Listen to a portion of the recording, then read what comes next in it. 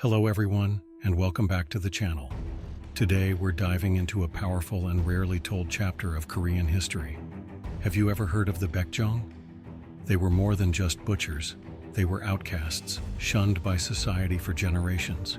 Yet their story is one of courage, resistance, and the long struggle for dignity. In today's episode, we'll uncover how the Baekjeong rose from being labeled untouchable to leading one of Korea's earliest civil rights movements. It's a story of quiet strength, social change, and the enduring power of human resilience. Let's begin. In the rigid society of Joseon-era Korea, a hidden class of people lived at the very bottom, a group known as the Baekjeong. They were the untouchables, butchers, tanners, executioners, Jews deemed impure by a culture steeped in Confucian and Buddhist doctrines.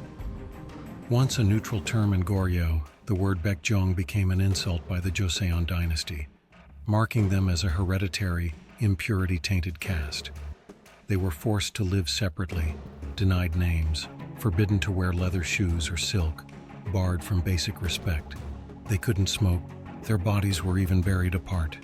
A final indignity bearing witness to a painful truth. Their very existence was considered tainted.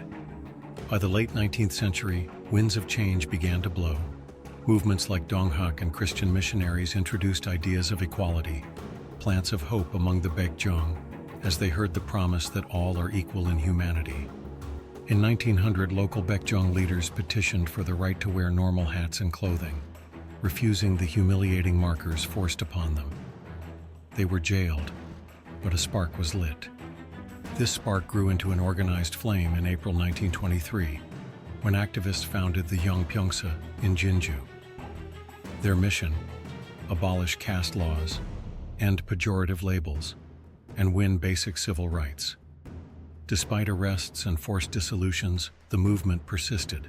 By the 1930s, Baekjeong leaders were advocating for labor unions, education, and legal recognition. Though Japanese censorship quashed some efforts, seeds of empowerment remained sown.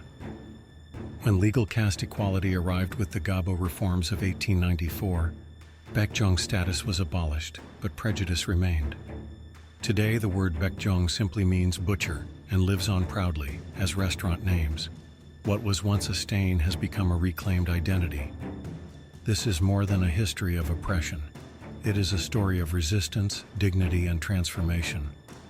From forced anonymity to fighting for their rights, the Baekjeong, butchers turned stigma into strength, paving the path toward equality and validating their place in modern Korean society. Thank you for watching. If this story inspired you, please like, comment, and subscribe. Your support helps bring these powerful voices back from history.